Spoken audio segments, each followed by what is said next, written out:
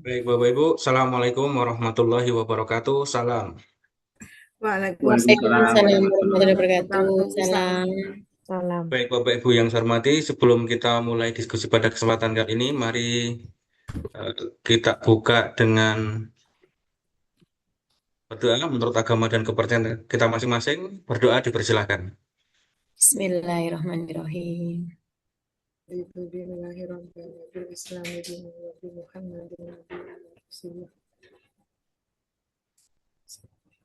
Baik, terima kasih Bapak Ibu atas atensinya pada kesempatan malam hari ini di sela-sela kesibukan Bapak Ibu semua. Eh, kita lanjutkan Bapak Ibu terkait dengan metopen. Kali ini nanti akan kita diskusikan pendekatan kuanti, kuali, dan R&D. Nah, ini kenapa ini saya sampaikan penting Bapak Ibu, karena ini yang sering eh, diaplikasikan ke dalam tesis Bapak Ibu. Kalau nggak kuanti, kuali, R&D. Walaupun ada beberapa juga yang nanti pendekatannya kombinasi dan seterusnya. Tapi pada malam hari ini nanti akan kita diskusikan terkait dengan apa sih perbedaan yang mendasar terkait dengan kuanti, kuali, dan R&D ini. Baik. Metopen itu Bapak Ibu seperti pertemuan sebelumnya itu tentunya fondasi yang utama dalam apa ya proses secara ilmiah karena namanya menentukan bagaimana suatu pengetahuan itu dibangun, diuji dan serta divalidasi secara sistematis. Tentunya ini tidak akan sekedar berfungsi sebagai namanya prosedur teknis saja Bapak Ibu, tapi juga ini nanti akan mencerminkan bagaimana cara pandang epistemologisnya terkait dengan penelitian ini terhadap namanya sebuah realitas dan kebenaran.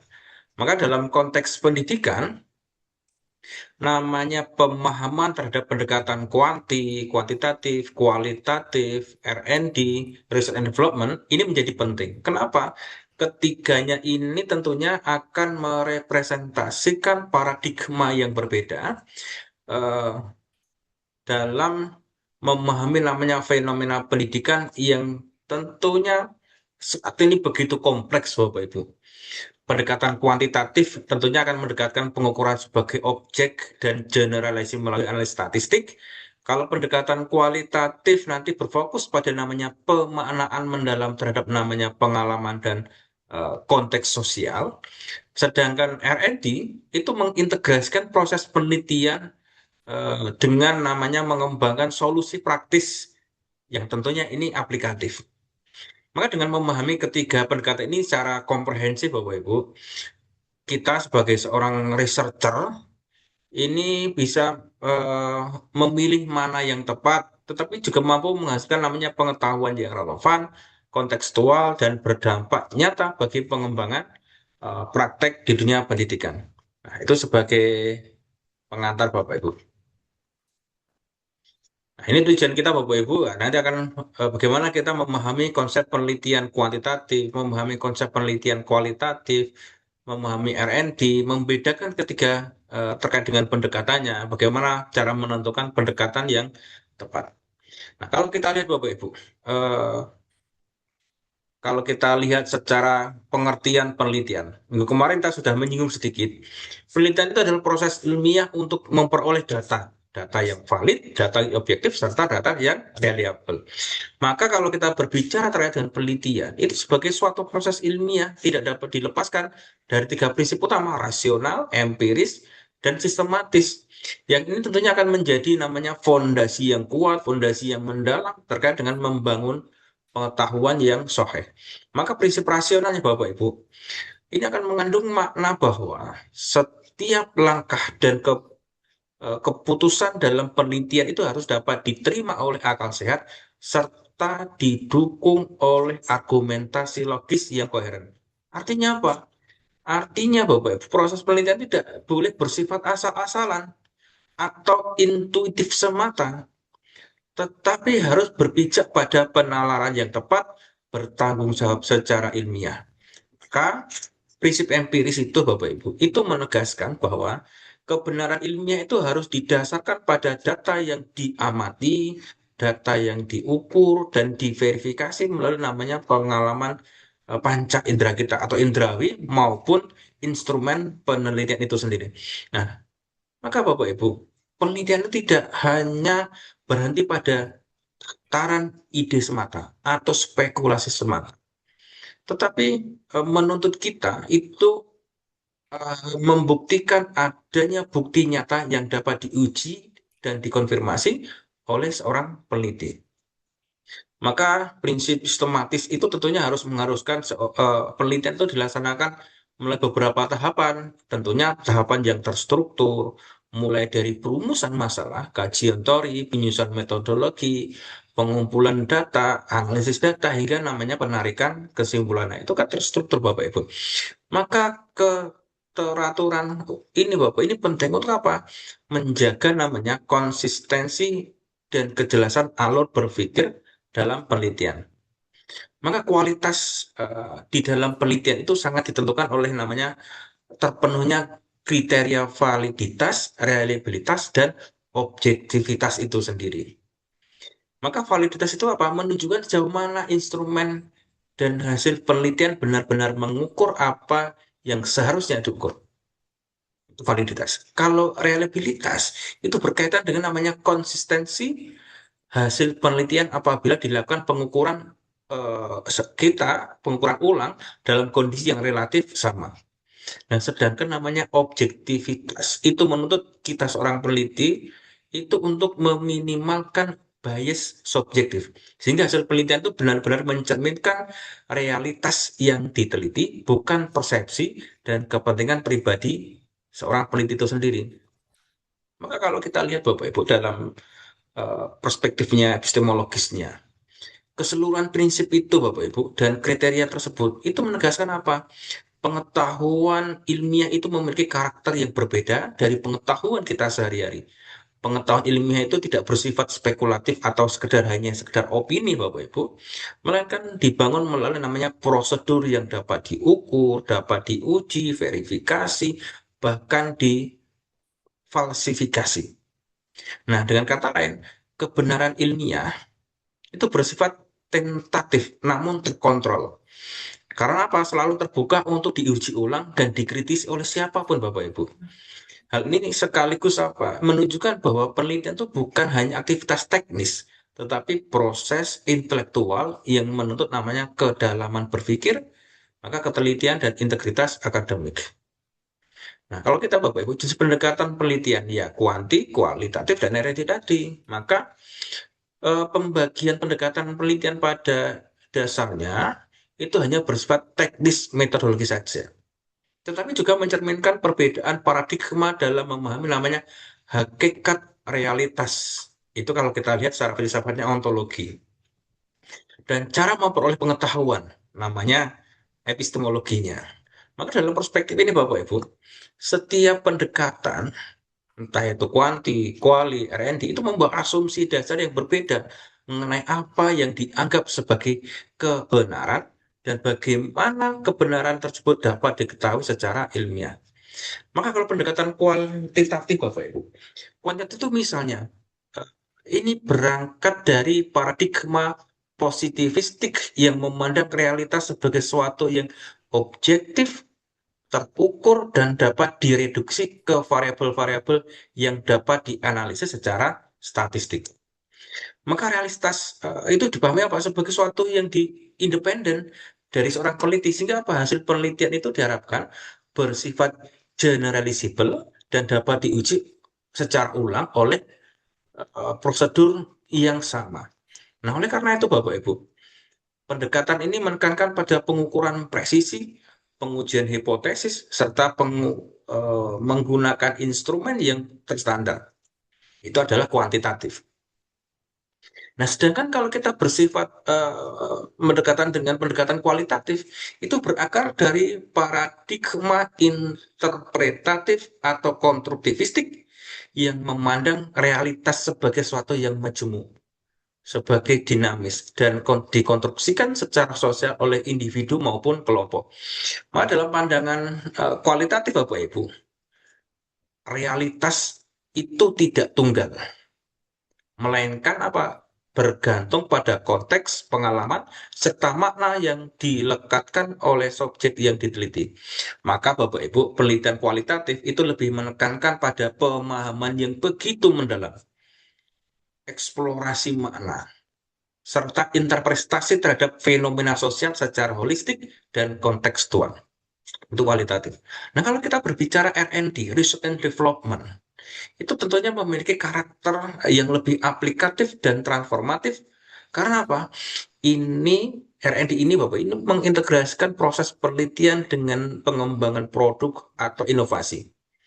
Maka pendekatan ini tidak hanya bertujuan untuk memahami atau menjelaskan fenomena, tetapi juga menghasilkan produk, model, atau perangkat yang dapat diimplementasikan secara langsung dalam praktek, khususnya dalam bidang pendidikan.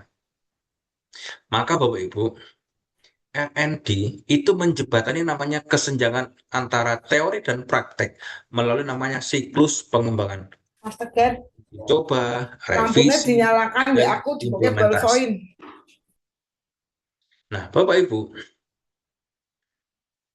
eh, kalau kita memaknai ketiganya itu, perbedaan ketiganya itu, pendekatan tersebut tentunya menjadi sangat penting untuk dipahami secara mendalam. Agar apa? Kita sebagai seorang peneliti itu tidak terjebak dalam reduksi makna penelitian, yaitu menyederhanakan kompleksitas realitas hanya karena keterbatasan pemahaman terhadap paradigma yang digunakan. Maka ketidaktepatan dalam memilih pendekatan itu dapat apa? Mengakibatkan inkonsistensi antara masalah penelitian, tujuan, dan metode yang akan kita gunakan.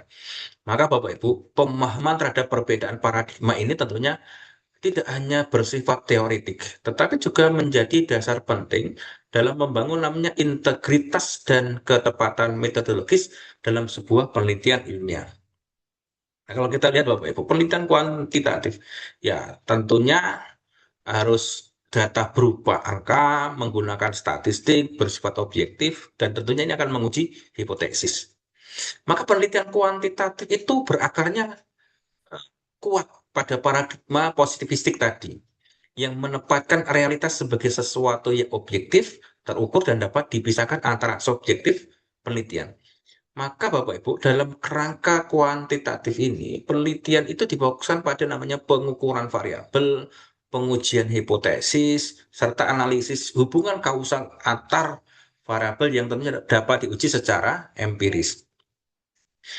Maka penggunaan angka dalam penelitian kuantitatif itu tidak sekedar bersifat teknis atau prosedural, melainkan mencerminkan upaya epistemologis untuk mencapai objektivitas, konsistensi, serta kemungkinan replikasi hasil penelitian oleh peneliti lain dalam kondisi yang serupa. Maka Bapak Ibu dalam prakteknya, pendekatan kuantitatif itu sangat menekankan pada standar validitas, reliabilitas, serta kontrol terhadap namanya variabel yang dapat mempengaruhi hasil penelitian tersebut. Data Data yang diperoleh itu kemudian diolah menggunakan teknik statistik untuk menghasilkan namanya kesimpulan yang bersifat generalisasi, sehingga temuan penelitian itu tidak hanya berlaku pada sampel, tetapi juga dapat diberlakukan pada populasi yang lebih luas. Nah, dengan karakteristik tersebut, penelitian kuantitatif itu sering dianggap memiliki kekuatan dalam memberikan gambaran secara yang sistematis, terukur, dan diprediktif terhadap suatu fenomena. Maka dalam konteks pendidikan ini, Bapak Ibu, pendekatan ini itu banyak digunakan untuk menguji efektivitas metode pembelajaran atau model pengajaran, kurikulum, atau kebijakan pendidikan tertentu. Misalnya, penelitian eh, dapat mengukur peningkatan hasil belajar siswa setelah penerapan suatu strategi pembelajaran tertentu dengan membandingkan kelompok eksperimen dan kelompok kontrol. Itu contoh. Maka Bapak Ibu, hasil penelitian itu dapat diberikan atau dapat memberikan gambaran secara empiris yang kuat bagi pengambil keputusan yang berbasis data atau evidence-based decision making-nya. Tetapi Bapak Ibu, pendekatan kuantitatif itu juga ada keterbatasan yang perlu disadari secara kritis. Karena fokusnya pada angka dan generalisasi itu seringkali menyebabkan apa? Penelitian kuantitatif ini kurang mampu menangkap dimensi makna, dimensi konteks sosial, serta pengalaman subjektif peserta didik secara mendalam. Itu kelemahannya. Aspek-aspek seperti motivasi, kemudian persepsi, emosi, interaksi sosial, yang sering kompleks ini tidak sepenuhnya terakomodasi dalam instrumen kuantitatif yang hanya bersifat apa? Terstruktur. Nah, oleh sebab itu, Bapak Ibu, meskipun memiliki kekuatan dalam aspek objektivitas dan generalisasi di penelitian kualitatif ini, pendekatan ini dapat memerlukan pelengkap dari pendekatan lain agar pemahaman terhadap namanya fenomena pendidikan itu menjadi lebih utuh dan lebih komprehensif. Nah, itu penelitian kuantitatif. Nah, ini tujuan penelitian kuantitatif untuk apa? Ya, menguji teori, mengukur pengaruh, dan mengetahui hubungan antar variabel. Maka Bapak Ibu, kalau kita melihat berakar dari tujuan utama penelitian kuantitatif, ini melakukan verifikasi sebuah teori melalui namanya pengujian hipotesis yang telah dirumuskan secara deduktif sejak awal penelitian. Maka dalam penelitian atau kerangka penelitian ini, teori itu tidak hanya dijadikan sebagai landasan konseptual saja, tetapi juga sebagai apa? Dasar untuk menurunkan variabel-variabel yang dapat diukur secara operasional. Nah, selanjutnya apa? Proses pengumpulan data yang sistematis. Maka peneliti itu berupaya apa? Menguji apakah hubungan antar variabel itu berpengaruh yang diasumsikan dalam hipotesis itu benar-benar terjadi dalam realitas secara empiris. Nah, dengan menggunakan namanya analisis statistik, peneliti itu dapat menentukan tingkat signifikan suatu hubungan atau pengaruh sehingga apa dapat disimpulkan apakah hipotesis nol nolnya itu ditolak atau diterima. Maka proses ini memungkinkan penelitian kuantitatif akan menghasilkan kesimpulan yang bersifat objektif, terukur, dan berbasis data numerik. Maka kekuatan utama pendekatan ini itu terletak pada kemampuan menghasilkan apa generalisasi, yaitu apa menarik kesimpulan dari sampel penelitian untuk apa diberlakukan pada populasi yang lebih luas. Tetapi Bapak Ibu, perlu kita pahami bersama bahwa validitas generalisasi tersebut sangat tergantung pada namanya tingkat representativitas sampel yang digunakan dalam penelitian. Semakin representatif sampel terhadap namanya populasi, semakin tinggi pula tingkat kepercayaan terhadap namanya hasil generalisasi dalam pemilihan sampel itu. Itu dapat apa menyebabkan bias yang berakibat pada kesimpulan yang kurang akurat atau bahkan menyesatkan. Maka Bapak Ibu, eh, desain sampling pada aspek itu sangat krusial dalam penelitian kuantitatif. Pemilihan teknik sampling, baik probability sampling maupun non-probability sampling, itu harus disesuaikan dengan tujuan penelitian, karakteristik dari populasi, serta keterbatasan yang ada. Kemudian ketepatan dalam merancang sampling itu tidak hanya menentukan kualitas data yang diperoleh, tetapi juga menjadi fondasi utama bagi validitas eksternal terkait dengan penelitian, yaitu apa? Sejauh mana hasil penelitian itu dapat digeneralisasikan secara ilmiah dan dapat dipertanggungjawabkan. Nah, ini contoh Bapak Ibu. Judulnya misalnya saya buat sampel aja. Pengaruh penggunaan media IA terhadap hasil belajar siswa. Variabelnya X adalah media IA, Z-nya adalah hasil belajar, metodenya adalah angket, tes, dan analisis statistik atau UJT. Nah, ini karena hanya dua variabel. Nanti kalau tesis Bapak Ibu, kalau menggunakan kuanti ya minimal 4 atau 5 variabel. X-nya 3 atau X-nya 4, Z-nya 1, boleh lah. Metodenya rata-rata adalah angket dan tes analisis statistik atau UJT. Nah, contoh ini Bapak Ibu.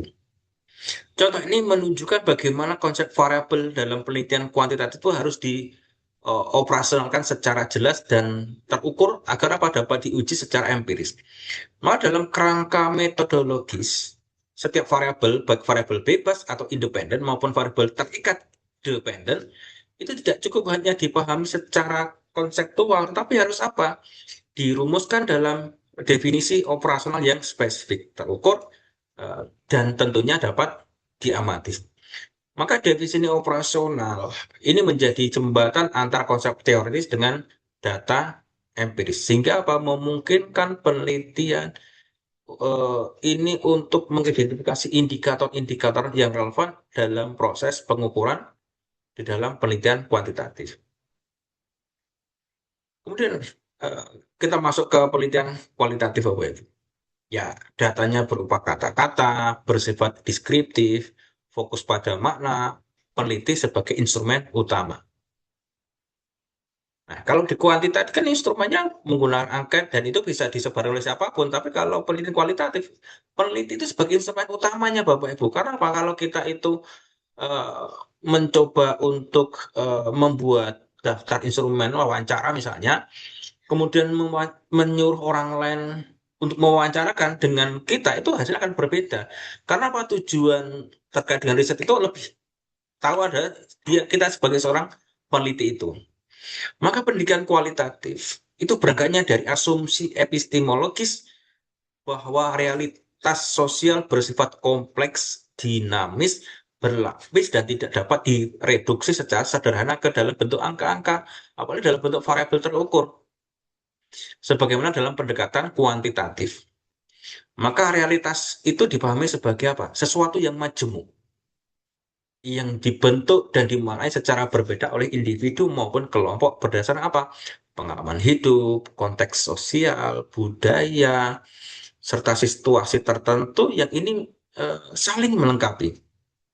Maka Bapak Ibu, kebenaran dalam perspektif kualitatif itu tidak bersifat tunggal dan absolut, melainkan plural, kontekstual, dan terbuka terhadap namanya berbagai interpretasi.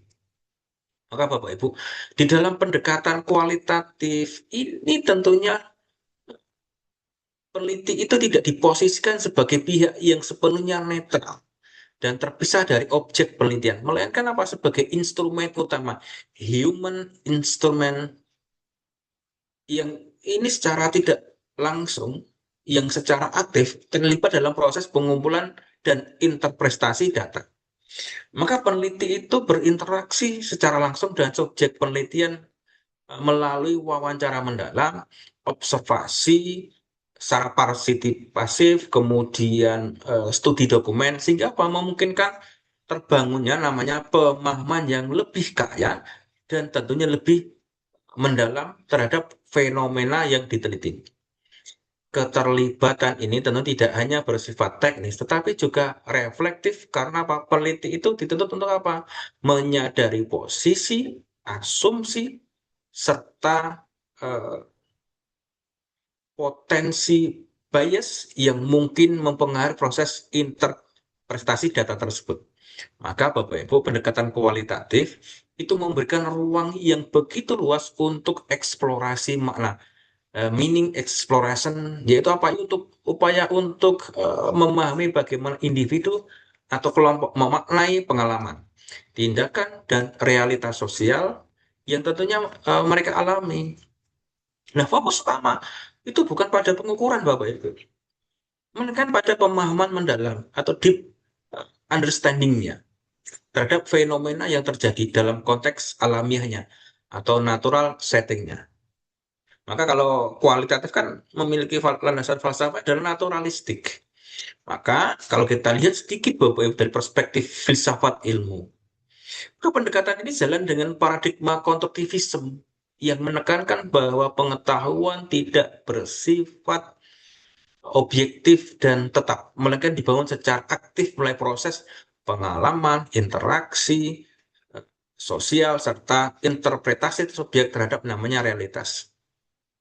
Karena apa? Pengetahuan itu dipandang sebagai hasil konstruksi sosial yang terus berkembang, bukan sekedar refleksi pasif dari realitas yang sudah ada. Oleh karena itu, Bapak Ibu, penelitian kualitatif tidak hanya berupaya menjelaskan apa yang terjadi, tetapi juga bagaimana dan mengapa suatu fenomena dimaknai secara berbeda oleh individu dalam konteks sosial tertentu.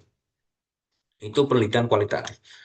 Pasti tujuan penelitian kualitatif Bapak Ibu ya untuk memahami sebuah fenomena, menggali makna, serta mendeskripsikan sebuah realitas.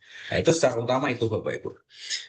Karena tujuan utama penelitian kualitatif itu bukanlah untuk menghasilkan generalisasi statistik yang berlaku secara luas seperti di kuantitatif, melainkan untuk apa? Memperoleh namanya pemahaman yang mendalam, in the depth understanding terhadap sesuatu fenomena dalam konteks alamiahnya.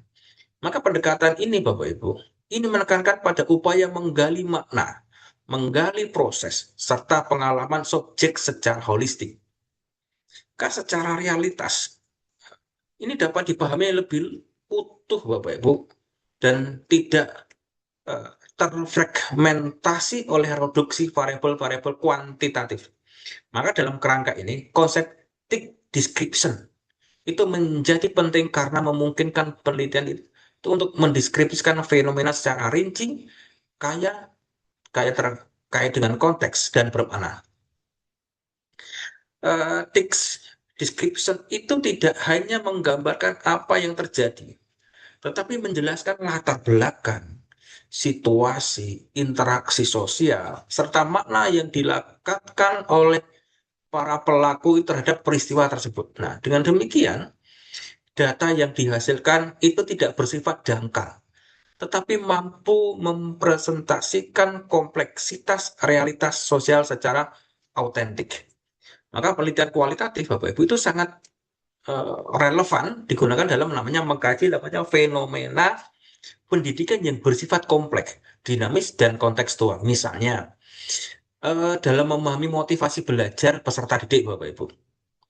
Pendekatan ini kan memungkinkan peneliti untuk mengkaji faktor-faktor internal seperti minat, persepsi, tujuan pribadi, serta faktor eksternal seperti lingkungan, keluarga, budaya, sekolah, interaksi sosial di kelas, dan faktor internal eksternal kan banyak sekali. Kalau itu dari kuantitatif susah, tapi kalau kita menggunakan kualitatif itu akan mendalam. Maka dalam kajian interaksi guru siswa misalnya, maka penelitian kualitatif itu dapat mengungkap dinamika komunikasi relasi kuasa, serta pola interaksi yang tidak selalu tampak dalam data kuantitatif.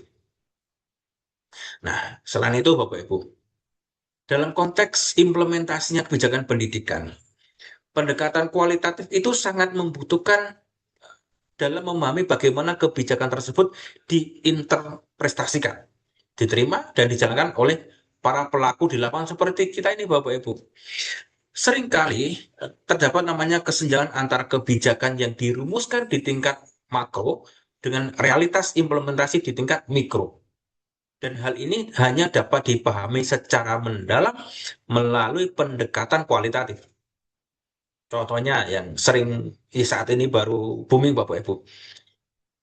Efisiensi, penghematan BBM.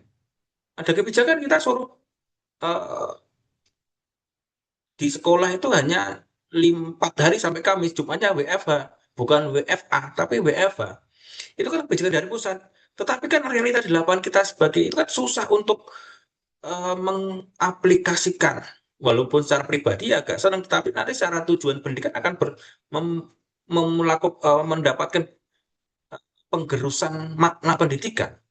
Maka Bapak Ibu, penelitian kualitatif itu tidak hanya berfungsi sebagai alat untuk memahami sebuah fenomena, tetapi juga sebagai sarana untuk mengungkapkan makna-makna yang tersembunyi di balik praktek sosial pendidikan yang kompleks, sehingga memberikan kontribusi yang begitu penting bagi pengembangan teori maupun perbaikan praktek pendidikan secara lebih konseptual dan humanistik.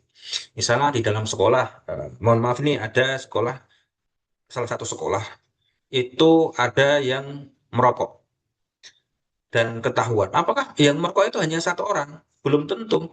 Dan ini bisa kita lakukan riset penelitian kualitatif dengan metodenya adalah dengan pendekatannya snowballing samplingnya. Snowballing sampling, kita panggil satu, diwawancarai mendalam, akhirnya dapat 2, 3, 4, dan seterusnya. Seperti tawuran. Itu sebenarnya kita nggak usah menangkap semuanya, dulu tangkap salah satu saja. Kita wawancarai mendalam, siapa saja yang terlibat, motivasinya apa, dan dengan mana saja telah terjadi tawuran. Dan itu penelitian kualitatif itu di situ, Bapak Ibu. Seperti halnya dengan KPK itu, Bapak. KPK itu memang hanya menangkap salah satu, tidak harus bandarnya dulu. Salah satu yang terlibat, panggil, ditangkap, integrasi mendalam secara kualitatif.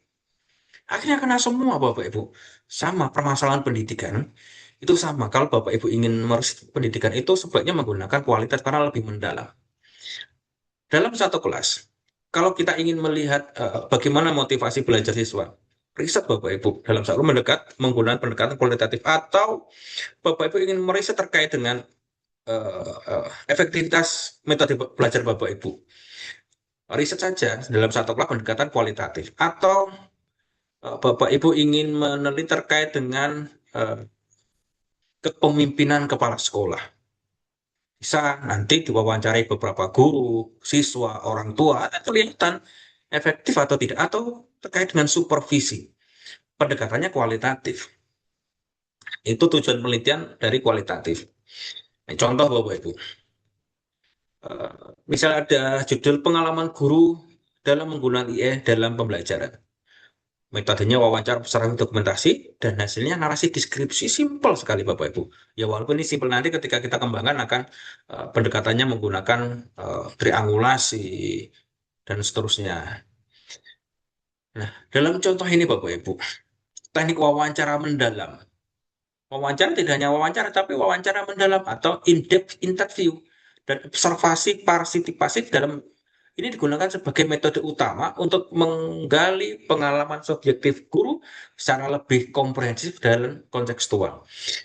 Maka melalui wawancara Bapak Ibu, penelitian itu dapat mengeksplor pandangan, perasaan, keyakinan, serta makna yang dibangun oleh guru terhadap pengalaman profesionalisme yang dilakukan tersebut. Maka sementara observasi Bapak Ibu. Observasi itu memungkinkan peneliti itu menangkap secara langsung dinamika perilaku, interaksi, situasi yang real di lapangan yang terjadi saat itu juga real time Bapak Ibu. Maka observasi itu kadang-kadang kita langsung menjadi observernya, kemudian kita observasi bisa lihat CCTV-nya. Kan kalau kita lihat dari CCTV itu mereka yang kita observasi itu alamiah Bapak Ibu, tidak dibuat-buat. Tapi kalau observasi, misalnya kita mau observasi ke kelas, observasi Bapak Ibu guru mengajar dalam kelas, kita masuk, nah guru itu dibuat bagus Bapak Ibu dalam mengajarnya. Ini realitas seperti itu. Tapi kalau observasi yang kita lewat CCTV, atau guru itu tidak menyadari kita observasi, mereka alamiah, kita bisa menilai itu. Nah, itu contoh Bapak Ibu. Nah, data Bapak Ibu. Data yang diperoleh dari lapangan itu kemudian dianalisis melalui namanya proses yang bersifat induktif dan berkelanjutan yang meliputi namanya reduksi data, kategorisasi penyajian data, hingga interpretasi makna. Teorinya Mills and Huberman Bapak Ibu. Nah, tentunya Bapak Ibu, pada reduksi data, peneliti itu melakukan penyederhanaan dan pemilihan informasi yang relevan dengan fokus penelitian. Nah, data itu dikategorikan berdasarkan apa? Tema tertentu muncul di lapangan sehingga membentuk pola-pola makna yang lebih terstruktur. Tahap akhir itu berupa interpretasi, yaitu apa? Proses memberi makna terhadap temuan dengan apa? Dengan mengkaitkan pada konteks sosial, teori yang relevan, serta pengalaman empiris yang diperoleh selama penelitian berlangsung. Maka Bapak Ibu, dalam penelitian kualitatif, konsep validitas tidak diukur menggunakan pendekatan statistik sebagaimana dalam penelitian kuantitatif, melainkan menggunakan kriteria keabsahan yang berbeda namun tetap ketat secara ilmiah, yaitu validitas di kualitatif.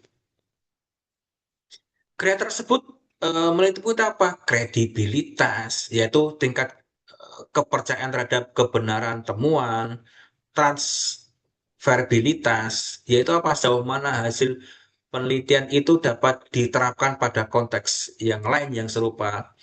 Kemudian apalagi dependabilitas, yaitu apa? Konsistensi secara proses penelitian apabila dilakukan secara berulang, serta konfirmabilitas, yaitu apa?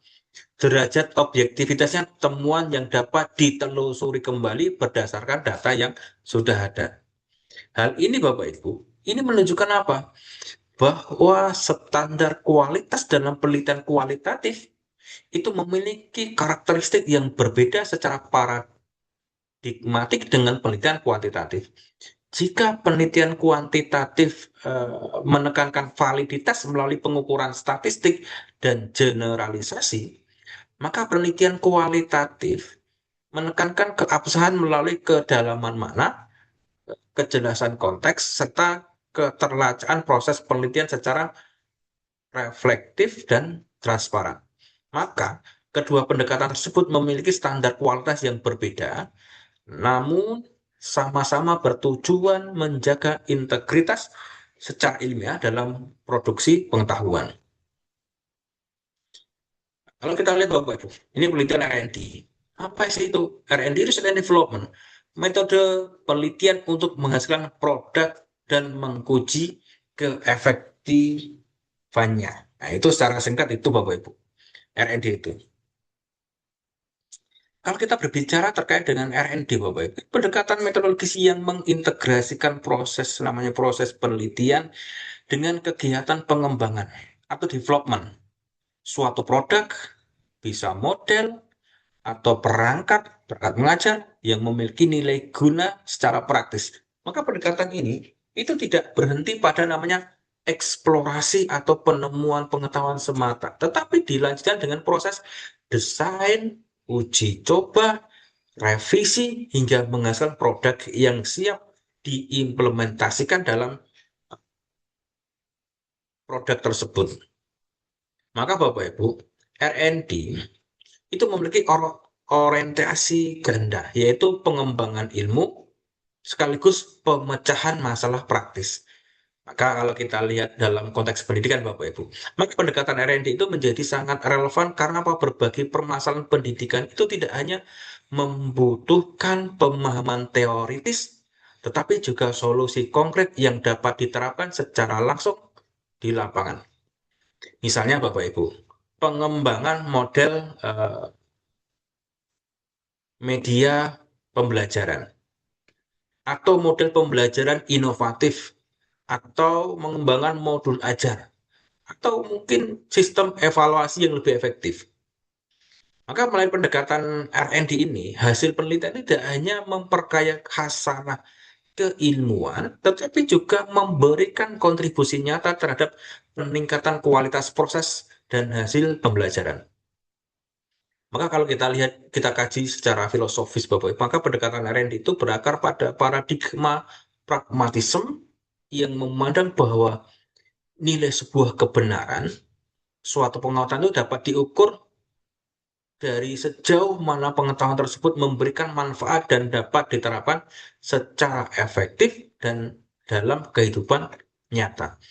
Maka dalam pandangan pendidikan ini Bapak Ibu, pengetahuan itu tidak hanya dinilai dari koherensi secara logis atau kesesuaian empiris semata, tetapi juga dari aspek kegunaan dalam menyelesaikan persoalan secara praktis.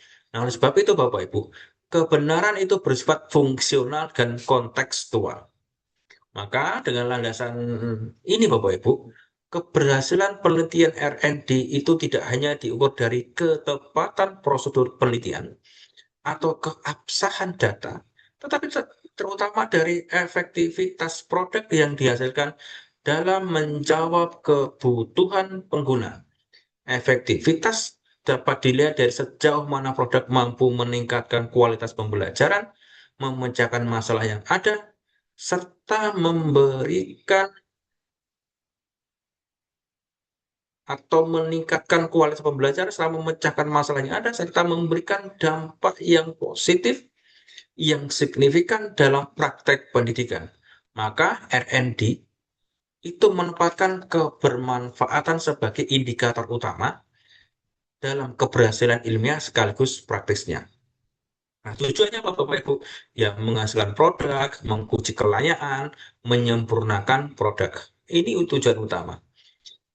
R&D tentunya menghasilkan produk yang tidak hanya inovatif, tetapi juga memenuhi 3 kriteria utama. Apa? Valid, praktis, efektif. Ketiga sifat ini harus ada. Ketiga kriteria ini menjadi standar kualitas yang sering melengkapi dalam memahami kelayakan suatu produk sebelum diimplementasikan secara luas dalam konteks pendidikan maupun bidang lainnya. Maka Bapak Ibu, kriteria valid itu berarti bahwa produk itu dikembangkan harus memiliki landasan teoritis yang kuat serta sesuai dengan kebutuhan empiris di lapangan. Validitas ini mencakup apa? Kesesuaian antar konsep yang mendasar terhadap produk dan tujuan terkait dengan pengembangan, sehingga produk itu tidak hanya relevan secara akademik, tetapi juga tepat sasaran dalam menjawab permasalahan yang diidentifikasinya.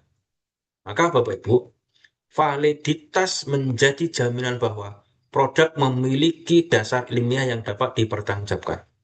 Maka aspek praktis dalam R&D itu mengacu pada tingkat kemudahan penggunaan produk oleh pengguna akhir. Seperti misalnya guru sebagai penggunanya, siswa, atau pihak terkait lainnya. Maka produk yang praktis harus mudah dipahami, mudah dioperasikan, serta tidak memerlukan sumber daya yang berlebihan untuk implementasinya. Prinsipnya apa? Prinsipnya kepraktisan ini sangat penting karena produk baik secara teoritis belum tentu dapat diterapkan secara efektif jika mempertimbangkan namanya kondisi real paradigma di lapangan. Maka kriteria efektif Bapak Ibu menunjukkan bahwa produk itu dikembangkan mampu mencapai tujuan pembelajaran atau tujuan yang telah ditetapkan secara signifikan. Maka efektivitas itu biasanya diukur melalui namanya peningkatan hasil belajar atau perubahan perilaku atau tercapainya indikator kinerja tertentu setelah produk digunakan. Dengan kata lain Bapak Ibu, produk harus memberikan dampak nyata yang dapat diukur dan diamati. Maka proses untuk mencapai ketiga kriteria tersebut tidak bersifat linear, melainkan melibatkan siklus evaluasi yang berulang melalui dari 3 perencanaan, uji coba, revisi, hingga implementasi akhir. Maka setiap evaluasi memberikan umpan balik yang digunakan untuk memperbaiki dan menyempurnakan produk. Ini langkah-langkah simpel Bapak Ibu. Sebenarnya banyak sekali kalau di teorinya Burt and Gale itu ada 10 langkah Bapak Ibu. Tapi kalau di tesis itu cukup sampai 7 atau 8 itu boleh. Tapi kalau untuk disertasi harus sampai 10 langkah ketika menggunakan teorinya Burt and Gale. Boleh menggunakan teorinya ADI dan seterusnya. Dimulai dari identifikasi masalah, pengumpulan data, desain produk, validasi ahli, uji coba, revisi produk. Terakhir nanti kalau di Burt and Gale adalah desiminasi. Maka langkah-langkah R&D itu pada dasarnya bersifat siklus yang interaktif bukan linear searah. Maka karakteristik ini menunjukkan bahwa proses pengembangan produk itu dilakukan secara tahapan yang saling berulang dan berkesinambungan. Sehingga setiap hasil evaluasi itu menjadi dasar untuk melakukan perbaikan pada tahap berikutnya. Dengan demikian, proses revisi tidak hanya terjadi sekali, tetapi dapat berlangsung berkali-kali, sehingga diperoleh produk benar-benar optimal, layak, dan sesuai dengan kebutuhan pengguna di lapangan.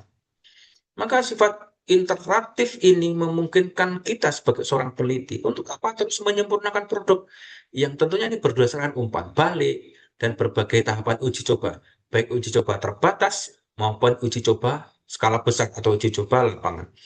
Maka setiap masukan itu diperoleh baik dari praktisi maupun penggunaan secara langsung.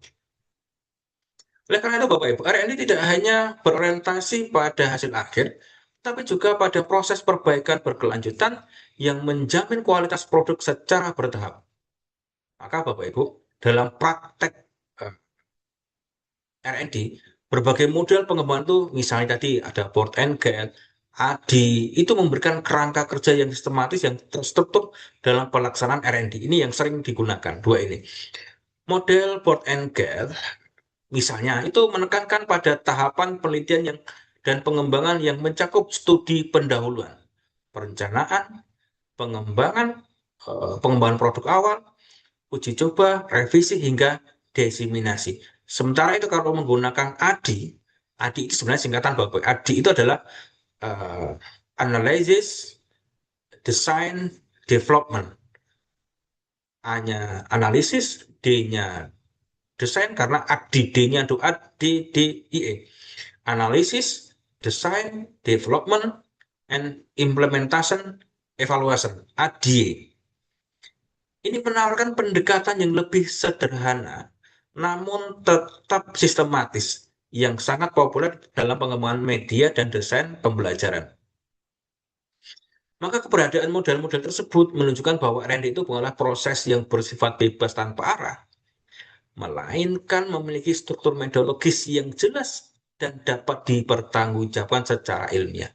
Hal ini tentunya menegaskan bahwa R&D tidak hanya mengandalkan kreativitas dalam menghasilkan inovasi, tetapi juga berlandaskan pada prinsip-prinsip ilmiah yang sistematis, terukur, dan dapat diuji. Maka R&D, Bapak Ibu, itu menempatkan kreativitas dan ilmiah sebagai dua elemen yang saling melengkapi dalam menghasilkan produk yang berkualitas dan aplikatif. Ini contohnya, Bapak Ibu.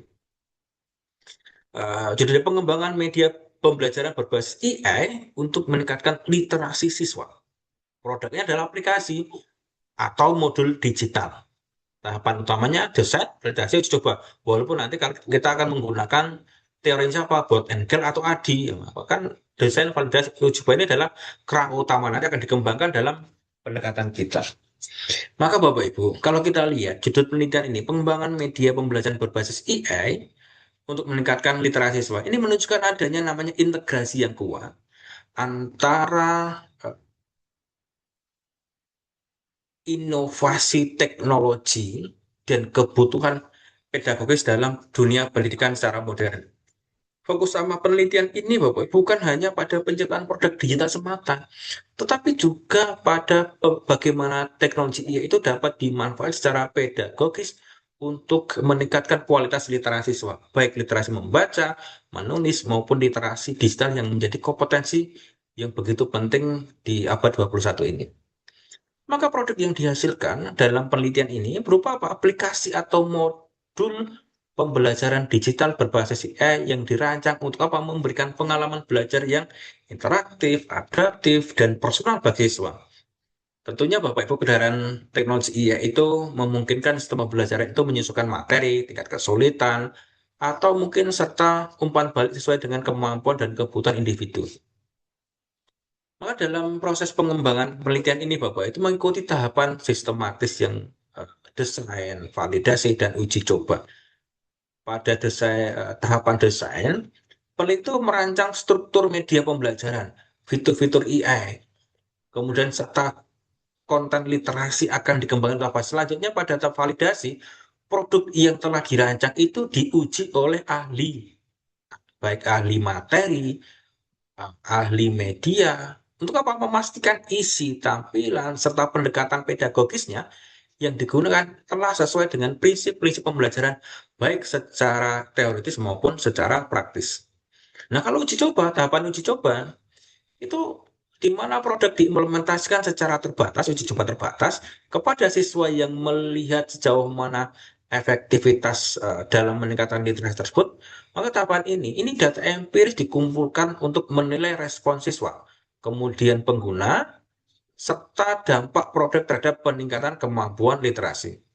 Maka tentunya hasil uji coba ini menjadi dasar penting untuk apa? Melakukan evaluasi lebih lanjut. Maka selanjutnya adalah proses revisi. Revisi kemudian menjadi tahapan yang sangat krusial dalam siklus pengembangan. Maka berdasarkan hasil validasi ahli dan temuan dari uji coba lapangan, produk diperbaiki dan disempurnakan agar lebih sesuai kebutuhan pengguna. Dengan pendekatan yang bersifat interaktif ini, produk akhir yang dihasilkan itu tidak hanya layak secara teoritis, tetapi juga efektif, praktis, dan relevan dengan kebutuhan pembelajaran di era digital, kalau judulnya tersebut. Hal ini Bapak Ibu, ini menunjukkan apa? Pengembangan metode berbasis AI dalam pendidikan itu merupakan proses menggabungkan namanya inovasi teknologi dengan prinsip-prinsip secara pedagogis yang berbasis pada evaluasi dan perbaikan berkelanjutan. Nah, kita lihat Bapak Ibu, setelah dari kita melihat secara singkat eh, tiga pendekatan tadi, maka kita bisa membandingkan. Kalau kuantitatif bentuknya angka, kalau kualitatif kata, R&D adalah produknya. Kuantitatif, ya kalau kita lihat dari eh, ini udah diuji hipotesisnya, pendekatannya, kemudian kualitas memahami serta mengembangkan. Dan kemudian hasilnya, kalau kuanti adalah statistik, kalau kuali adalah deskripsi, dan R&D adalah produknya. Tentunya Bapak Ibu, ini menunjukkan apa? Perbandingan mendasar antara tiga pendekatan, kuanti, eh, kuantitatif, kualitatif, dan R&D, yang masing-masing memiliki karakteristik, orientasi, serta hasil akhir yang berbeda, namun saling melengkapi dalam khasanah metodologi penelitian. Kalau kita lihat Bapak dari aspek datanya penelitian kuantitatif ya berfokus pada data berbentuk angka yang dapat diukur dan dianalisis secara statistik. Data numerik ini memungkinkan peneliti itu melakukan pengujian hipotesis secara objektif dan terstandar. Sebaliknya, penelitian kualitatif itu berfokus pada data berbentuk kata, narasi, atau deskripsi yang diperoleh dari apa? Wawancara, observasi, maupun misalnya dokumentasi. Sehingga memberikan ruang bagi pemahaman yang lebih mendalam terhadap makna dan konteks sosial. Sementara R&D itu memiliki karakteristik yang berbeda karena berorientasi pada produk, baik berupa media pembelajaran, model, maupun aplikasi yang dikembangkan berdasarkan apa? Kebutuhan nyata di lapangan. Maka dari segi tujuan apa? Penelitian kuantitatif diarahkan untuk menguji hipotesis yang telah dirumuskan sebelumnya, sehingga bersifat verifikatif dan deduktif. Kalau penelitian kualitatif bertujuan untuk apa? Untuk memahami fenomena secara mendalam, in-depth understanding-nya, dengan menekankan pada eksplorasi makna, proses, dan konteks sosial yang melengkapi suatu peristiwa. Tapi R&D bertujuan untuk apa? Mengembangkan produk valid, yang praktis, efektif, sehingga tidak hanya berhenti pada pemahaman atau pengujian teori, tetapi juga menghasilkan solusi aplikatif yang dapat digunakan secara langsung. Maka kalau kita lihat dari aspek hasil, Bapak Ibu, penelitian kuantitatif itu menghasilkan apa? Temuan berupa statistik yang menggambarkan hubungan antara variabel, tingkat pengaruh, atau perbedaan yang signifikan secara numerik.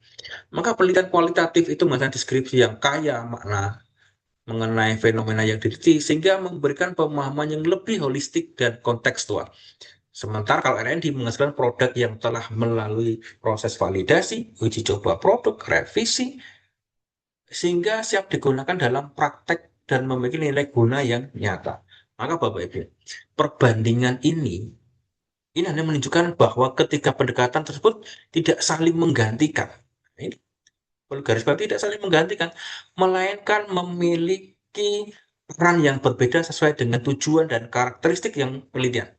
Kuantitatif menekankan pengukuran dan generalisasi, kualitatif menekankan pemahaman yang mendalam, sedangkan R&D menekankan inovasi dan pengembangan solusi praktis. Nah, pertanyaan Bapak Ibu, kalau kuantitatif, kapan menggunakannya Bapak Ibu? Kalau kuantitatif, jika ingin mengukur, itu kuantitatif. Kalau maaf, yang kedua itu, oh sorry Bapak Ibu, maaf, yang kualitatif itu ingin membuat produk, kalau kualitatif itu adalah ingin mengeksplor lebih dalam. Maka pemberian pendekatan, penelitian itu pada dasarnya harus berangkat dari rumusan masalah yang telah dirumuskan secara jenis, jelas, dan sistematis. Karena rumusan masalah itu merupakan kompas utama yang mengarahkan seluruh proses penelitian. Dengan kata lain, ketepatan dalam memilih pendekatan akan menentukan kesesuaian antara masalah, tujuan, metode, serta hasil yang ingin dicapai dalam penelitian ilmiah.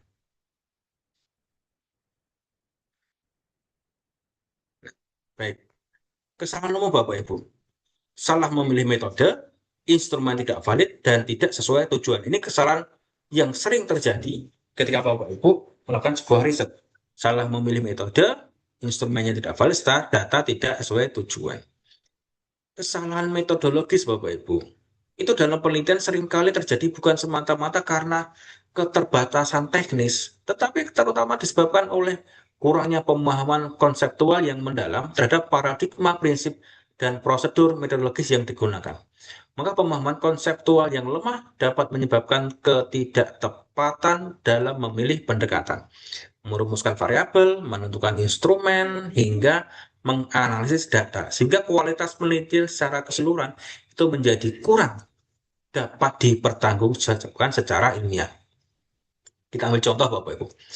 Penggunaan analisis statistik itu dapat memahami asumsi-asumsi dasarnya seperti normalitas data, homogenitas varians, atau linearitas hubungan antar variabel. Itu dapat menghasilkan kesimpulan yang bias atau tidak valid. Demikian pula Bapak Ibu pada penelitian kualitatif, pelaksanaan wawancara tanpa penguasaan teknik probingnya, tanpa perencanaan pedoman wawancara yang baik, atau tanpa kemampuan membangun report yang informal, dapat menyebabkan data diperoleh menjadi dangkal dan kurang bermakna. Berarti kalau di sini menunjukkan apa? Bahwa baik pendekatan kuanti maupun kualitatif sama-sama menentukan pemahaman metodologis yang kuat biar proses penelitian itu berjalan secara tepat dan ilmiah. Maka penelitian itu harus dirancang secara matang sejak awal, mulai dari perumusan masalah yang jelas, pemilihan pendekatan yang sesuai, hingga penentuan teknik pengumpulan dan analisis data yang relevan. Maka perencanaan yang sistematis itu tidak hanya berfungsi sebagai panduan teknis, tapi juga sebagai upaya untuk memastikan konsistensi logis antara seluruh komponen di dalam kita melakukan riset. Dengan perencanaan yang baik, peneliti itu dapat meminimalkan namanya potensi kesalahan metodologis serta meningkatkan validitas dan reliabilitas hasil penelitian. Baik, Bapak Ibu. Ini kesimpulan Bapak Ibu. Setiap metode memiliki keunggulan. Pemahaman metode harus tepat serta penelitian itu harus sistematis. Ketiga pendekatan Bapak penelitian kuanti, kuali, R&D itu masing-masing memiliki kontribusi yang signifikan dan saling melengkapi dalam mengembangkan ilmu pengetahuan. Pendekatan kuantitatif memberikan penguatan dalam pengukuran pengujian hipotesis serta generalisasi temuan secara objektif. Kualitatif memberikan kedalaman pemahaman terhadap makna, proses, konteks sosial yang tidak dapat dijangkau oleh angka. Tetapi R&D memberikan kontribusi praktis melalui pengembangan produk atau inovasi yang langsung dapat diterapkan untuk menyelesaikan permasalahan di lapangan. Khususnya dalam bidang pendidikan, ketiga-tiganya itu cukup relevan Bapak Ibu, khususnya di R&D. Tetapi yang menjadi prinsip paling fundamental Bapak Ibu dalam penelitian itu bukanlah sekedar pemilihan pendekatan, melainkan namanya kesesuaian atau fit antara rumusan masalah, metode yang digunakan, dan tujuan penelitian yang ingin dicapai. Maka kesesuaian ini menjadi indikator utama terkait dengan konsistensi metodologis yang menentukan validitas ilmiah sesuai dengan penelitian. Maka ketika terdapat keselarasan antara ketiga unsur tersebut, maka proses penelitian akan berjalan secara logis, sistematis, dan dapat dipertanggungjawabkan secara akademik. Sebaliknya Bapak Ibu, ketidaksesuaian antara masalah, metode, dan tujuan itu dapat apa? Menyebabkan penelitian menjadi tidak fokus, tidak relevan, bahkan kehilangan arah ilmiahnya. Maka penelitian itu dituntut untuk apa? Memiliki pemahaman metodologis yang komprehensif agar mampu merancang penelitian secara tepat dari awal, bukan sekedar mengikuti tren atau kebiasaan umum. Maka penelitian itu tidak hanya berhenti pada produksi data semata, tetapi juga menghasilkan pengetahuan yang bermakna kontekstual, bermanfaat bagi pengembangan ilmu pengetahuan maupun praktek di lapangan. Maka pengetahuan yang dihasilkan melalui namanya penelitian itu yang tepat akan memiliki nilai akademik sekaligus nilai guna, sehingga mampu memberikan kontribusi nyata bagi kemajuan pendidikan dan masyarakat secara luas. Baik Bapak Ibu, saya kira cukup Bapak Ibu sebagai pemantik kita diskusi pada kesempatan kali ini. Silakan Bapak Ibu, kalau ada yang mau kita diskusikan silakan. Bapak mau Ini tanya, Pak. Pak. Oh, Oh ya, satu saya mau dulu, Resen Bu Purwaini dulu boleh. oh Bismillahirrahmanirrahim. Jadi begini Pak, Insya Allah kan kemungkinan saya menggunakan bahasa saya metode kualitatif ya Pak ya. Kemudian ada keresahan gitu ya Pak, karena eh, apa ya, sampel atau nanti data itu kan diambil dari beberapa ini ya objek gitu ya Pak ya. Nah itu saya agak ragu seberapa banyak yang nanti bisa saya jadikan data. Kalau terlalu sedikit, apakah itu bisa dikatakan valid atau jumlah berapa yang bisa dikatakan data itu valid begitu ya? Mungkin saya banyak pewawancara dan observasi Pak. Itu aja Pak, matur nuwun Pak Saryanto.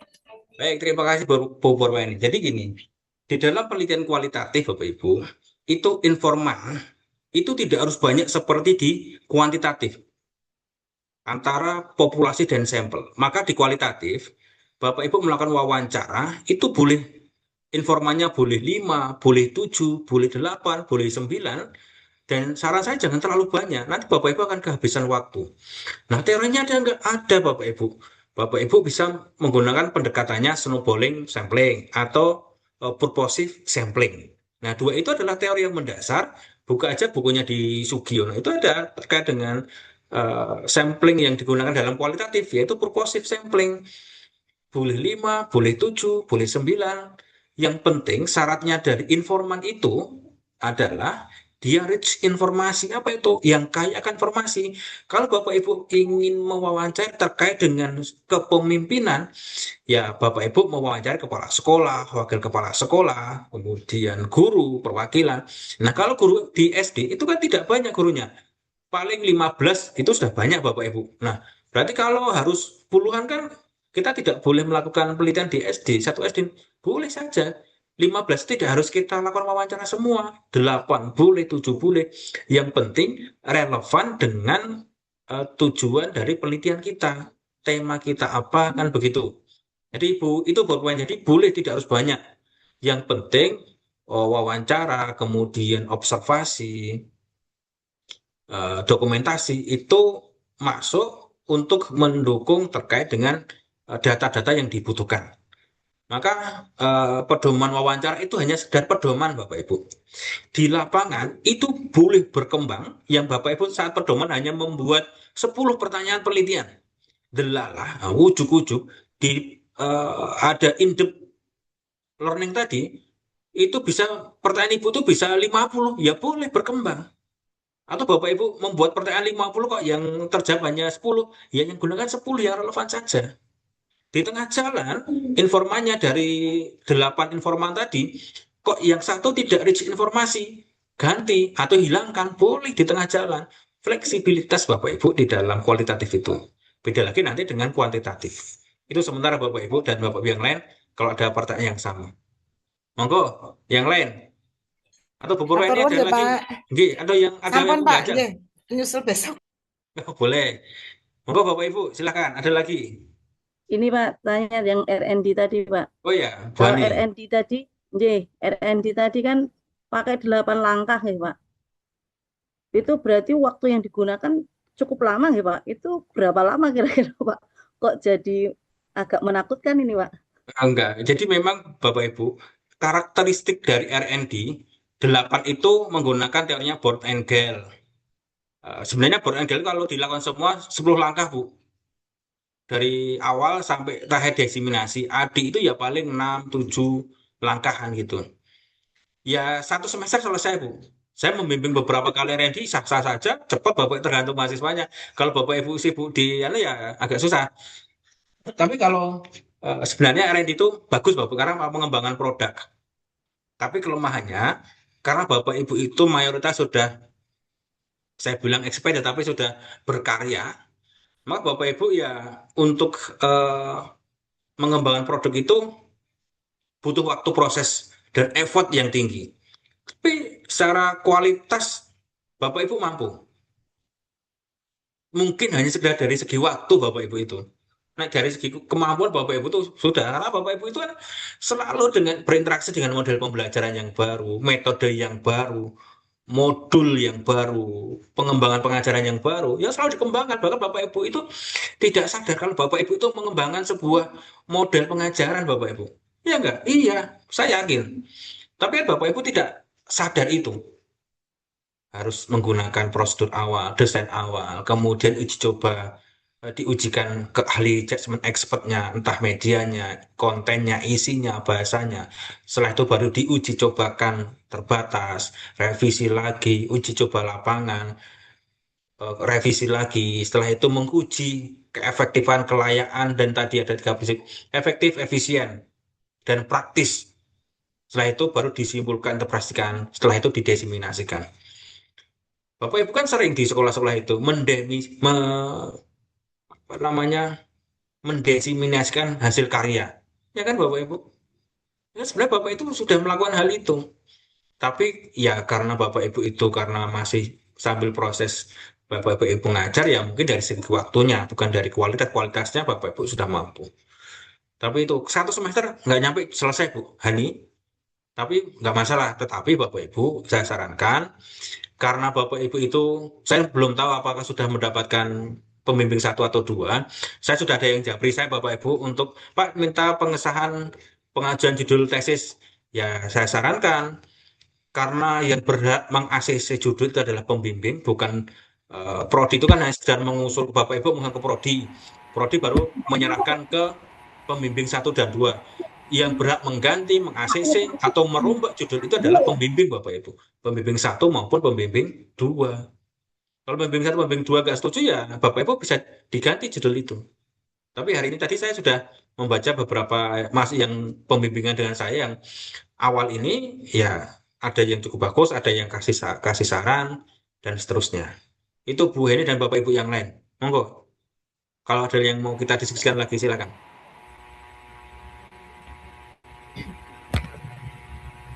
Ada Pak. Oh ya, silakan Bu.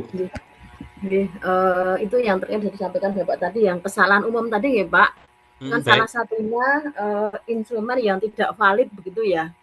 Nah itu nanti di dalam prosesnya itu ketahuan tidaknya dari mana Pak? Apakah nanti setelah kita sudah melakukan penelitian baru tahu kalau ternyata instrumennya tidak valid atau mungkin dari awal bisa kita antisipasi begitu?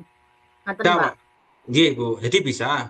Instrumen tidak valid itu kalau di kualitatif itu nggak masalah, Bapak Ibu. Jadi enaknya di dalam penelitian kualitatif, kalau kita mendapatkan informan atau instrumen yang tidak valid, karena kan instrumen di kuali kan misalnya ada wawancara, ya kan? Wawancara observasi itu bisa didel, Bapak Ibu. Bisa didel, diganti boleh. Kalau di kualitatif, kalau di kuanti, kalau tidak instrumen tidak melebihi dari yang tidak valid 50% per satu, itu perlu didel. Satu uji coba itu. Tapi kalau lebih dari itu harus diulang dari awal. Maka dibutuhkan namanya uji validitas instrumen sebelum ke lapangan. Kuantitatif boleh menggunakan SPSS. Kalau kualitatif tidak harus kita konsultasi dengan dosen pembimbing nggak masalah. Di lapangan kalau instrumennya ada yang tidak valid, misalnya dari 20 pertanyaan penelitianku ada 3 atau 4 yang tidak valid, tidak sesuai, coret saja, hapus. Kalau perlu ganti. Kalau di kualitatif. Kalau di kuantitatif, kalau tidak banyak, hilangkan saja. Kalau banyak, diulang dari awal. Maka sebelum dikerjakan di lapangan harus ada uji validitas dan reliable menggunakan perangkat SPSS. Begitu, Bu, komentar saya.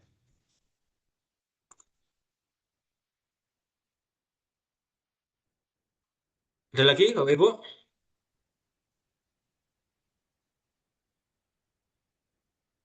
Cukup bingung, Bapak Ibu?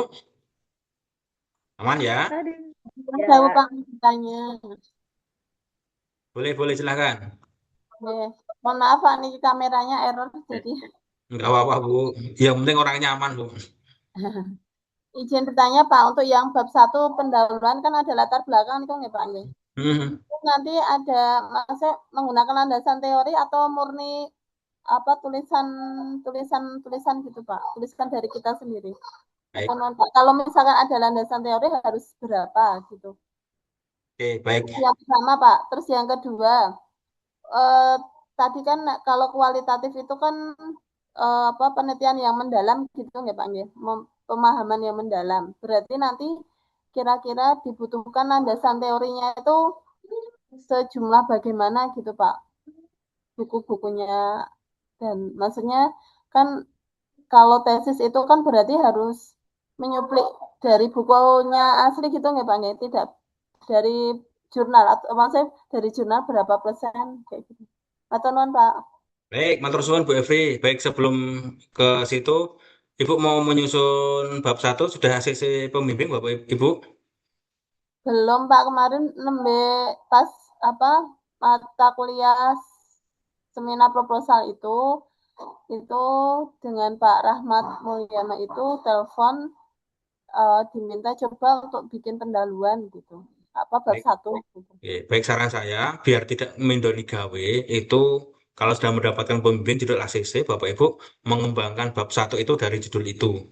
Nanti nek delalah kok judulnya beda dengan Ibu itu kan nanti akan delalah Bapak Ibu sudah membuat bab 1 dengan judul tertentu, delalah pembimbingnya tidak ACC, Bapak Ibu mengulang lagi. Itu double gawean. Tapi nggak apa-apa tapi. Itu yang pertama. Yang kedua, latar belakang. Latar belakang itu memang harus dilandasi dengan teori Bapak Ibu.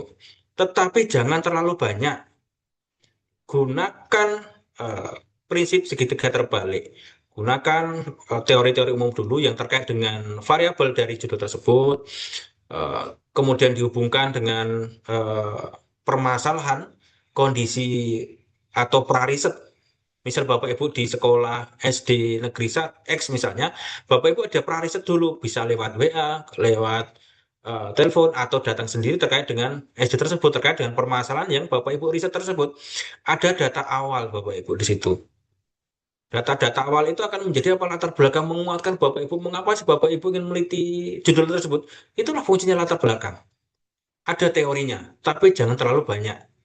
Boleh menggunakan beberapa teori, tapi jangan terlalu banyak di latar belakang. Yang penting disampaikan kondisi prariset real, kondisi permasalahan yang ada di sekolah tersebut. Kemudian yang kedua, karena kualitatif itu penelitian yang mendalam, maka gunakan teori-teori betul. Buku yang digunakan untuk menjadi dasar teori sebaiknya 10 tahun terakhir. Kalau memang tidak ada ya boleh 20 tahun, tapi saya sarankan buku-buku itu 10 sampai 20 tahun, 15 tahun terakhir lah. Misalnya punya Sugiono, Crossway, dan seterusnya. Bahkan bisa gunakan buku saya, bisa dicek di Google Scholar saya, itu bisa. Dan tentunya gunakan jurnal. Jurnal itu yang digunakan di bab 2 namanya jurnal atau penelitian yang relevan, itu minimal 10 Bapak Ibu yang harus dicantumkan ke dalam bab 2. Minimal 10 dengan tahunnya 5 tahun terakhir. Kalau sekarang 2026 berarti paling tua itu tahun 2020 Bapak Ibu. Penelitian yang dijadikan referensi yang dimasukkan ke dalam penelitian relevan. Nah, apa yang dimunculkan dalam penelitian relevan? Ya, Bapak Ibu mengutip terkait dengan penelitian yang dicantumkan tersebut, isinya apa terkait dengan penelitian Ibu itu. Setelah itu Bapak Ibu memunculkan atau mengkorelasikan hubungan penelitian relevan tersebut dengan penelitian Bapak Ibu. Posisinya apakah menyempurnakan, apakah membantah atau menguatkan atau melengkapi. Nah, itu fungsi literasi penelitian relevannya di situ. Jadi minimal 10 Bapak Ibu penelitian relevan. Usahakan ada penelitian yang dengan Sinta yang lebih tinggi, misalnya Sinta 2, Sinta 1, atau jurnal terindeks internasional itu lebih bagus. Yang Tapi saya ya Pak jelas, tadi, Ji, yang saya Pak tadi apa menyempurnakan, membantah. nah, kan Ibu mencuplik penelitian orang lain ini dengan Ibu penelitian dihubungkan. Apa penelitian Ibu itu posisinya di mana? Apakah menyempurnakan penelitian yang terdahulu itu, atau menyempurnakan atau membantah, atau penelitian Bapak Ibu itu menambahkan variabel yang belum muncul di penelitian yang terdahulu. Sehingga ada keterkaitannya antara penelitian yang terdahulu dengan penelitian yang Bapak Ibu sedang lakukan itu. Jadi 10 itu harus ada korelasinya dengan penelitian Ibu itu. Setiap penelitian relevan itu harus diliterasi. Jadi tidak disimpulkan semuanya, tapi satu penelitian relevan itu disimpulkan Bapak Ibu. Posisinya penelitian Ibu itu di mana? Gitu Ibu ya. Dan saran saya di bab 2 di penelitian kualitatif Bapak Ibu, itu usahakan kajian teori dan seterusnya itu 40 halaman Bapak Ibu. Wah, kok banyak sekali ya gitu. Karena penelitian kualitatif ya harus teorinya harus kuat Bapak Ibu. Itu ya. Ada lagi Bapak Ibu. Gini, Oh, Pak Andi silakan. iya. Suaranya Pak Andi. Ya, terima kasih Pak. Yang pertama ingin saya tanyakan terkait tadi Pak, terkait referensi yang relevan, itu wajib 10 yang mirip itu berupa tesis atau kulit jurnal saja Pak. Terus yang kedua, tadi terkait informan Pak. Nah, kadang saya itu melakukan penelitian di satu lembaga saja terkait dampak akreditasi. Nah, misalnya informan itu hanya beberapa tutor dan siswa tentang kedisiplinan seperti itu, apa bisa atau harus ada satuan lain Pak? Yang ketiga, kalau di apa proses visitasi akreditasi itu ada seperti skala ordinari Pak. Nah, itu apakah bisa disebut tetap menggunakan kualitatif Pak? Terima kasih. Terima kasih Pak Andi. Itu nanti menggunakan namanya studi dokumentasi Pak, kualitatif, tapi nanti pendekatannya dokumentasi kan ada wawancara, dokumentasi dan observasi. Nah, kalau Bapak dengan skala ordinal itu kan berarti Bapak Andi menggunakan dokumentasi yang sudah ada atau Pak itu? Iya Pak. Nah, berarti itu Mas bisa. Itu dengan namanya studi dokumentasi. Oke. Jadi bisa Pak. Itu masuk kualitatif. Kemudian yang pertama tadi memang harus menggunakan buku. Buku itu harus ya 10 sampai 15 tahun yang terbaru. Kalau jurnal 5 tahun, Bapak. Oke. Yang kedua tadi Pak terkait dengan sampling Pak, informan kan hanya ya, di satu sekolah. Seandainya memang targetnya adalah siswa, ya Bapak boleh samplingnya itu siswa semua. Atau bisa ditambahkan satu kepala sekolah atau guru, dan itu boleh. Maka nanti pendekatannya teorinya adalah purposive sampling, Pak. Nah, purposive sampling nanti silakan baca kembali terkait purposive sampling dengan menggunakan Sugiono. Tetapi kalau misalnya Bapak Ibu melakukan riset terkait dengan ingin meriset terkait siapa dalam kerusuhan di kelas di sekolah tersebut misalnya Pak ya. Berarti Bapak Ibu melakukan pendekatan sampling dengan apa? Snowballing, Mbak. Semakin lama semakin banyak samplingnya. Nah, kan gitu. Ambil satu siswa yang bermasalah tersebut untuk mencari otak kerusuhan misalnya dalam kelas.